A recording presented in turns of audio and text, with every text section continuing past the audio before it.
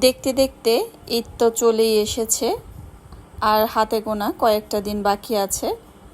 যেহেতু বাসায় তো থাকবো না, শ্বশুরবাড়িতে ঈদ করা হবে, তো ভাবলাম বেলকুনি গাছগুলোকে একটু সুন্দরভাবে পানি দিয়ে রাখি। বাসার ভিতরে যে গাছগুলো আছে তাও বেলকুনিতে নিয়ে রাখি।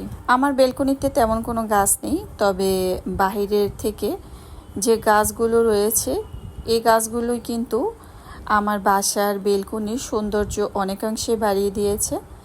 গাছ মূলত রাখা হয় মনের প্রশান্তি, সবুজের ছোঁয়ার জন্য। তো যাই হোক, এমনিতেই কিন্তু আমার বাড়ির যে পিছনের অংশটা সেখানে অনেক গাছ রয়েছে, যার কারণে মানে সবুজের যে ছোঁয়া এটা কিন্তু আমরা পাই।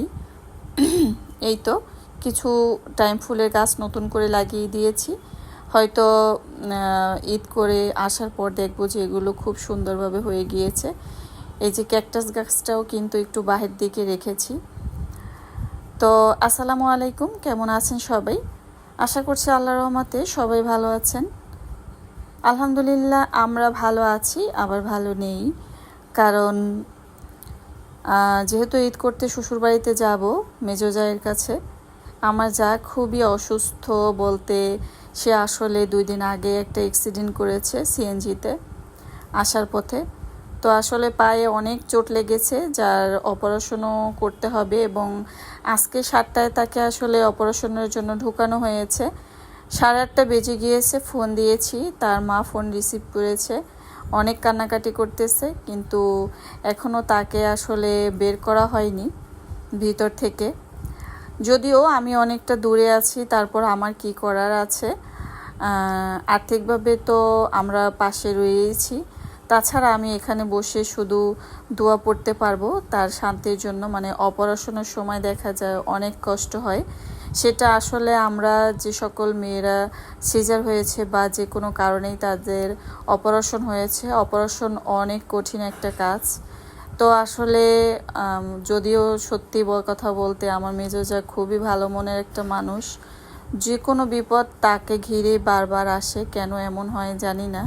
তো সবাই একটু দোয়া করবেন আমার জায়ের জন্য, যেন তার অপারেশনটা একদম সাকসেসফুল খুব সুন্দরভাবে হয়, যেহেতু পায়ের মানে হাড়ের অপারেশন বলতে কথা, এই আর কি।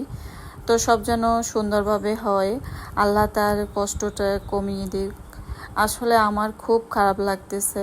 আমরা চাইলে এবার হয়তো এখানেও ঈদ করতে পারতাম, কিন্তু করলাম না, যেহেতু আমরা নিয়ত করেছি যে না বাড়িতেই করব। তো এই জন্য ভাবলাম যে বাড়িতেই যাই, যদিও আমার অনেকটাই কষ্ট হবে, তারপরও কিছু করার নেই, যাব আমি। আমার ইচ্ছা যখন হয়েছে, আর এই অবস্থায় জায়ের পাশে যদি থাকতে পারি তো আমার একটু ভালো লাগবে। তো আসলে মনটার ভিতরে খুবই খারাপ লাগতেছে যে 2 দিন পর বা 3 দিনে, হয়তো আর হাতে গোনায় কয়েকদিন আছে, ঈদ তো চলেই এসেছে। এই সময়টাতে দেখা যায় পুরো পরিবারটার মনটাই কিন্তু খুবই খারাপ। আসলে স্বাভাবিক খারাপ হওয়ারই কথা। তো যাই হোক, মানে পায়ের যে হাড়ের অপারেশন, এটা কিন্তু সত্যি অনেক কঠিন একটা অপারেশন। তো সবাই একটু দোয়া করবেন, কারণ সে যেন সুস্থ হয়ে যায়, এই আর কি। এই তো কথা বলতে বলতে গাছগুলো একটু দেখিয়ে দিলাম। আর গাছগুলো মূলত বেলকুনিতে রেখেছি কিছু। এই যে এরিকা পাম্পের গাছের অনেকগুলো পাতা ছিল, এগুলো কাটিং করে দিয়েছি। লাকি বাম্বু ছিল, তারপরে এই যে মানি প্লান্ট কাচের জারের ভিতরে করে রেখেছি।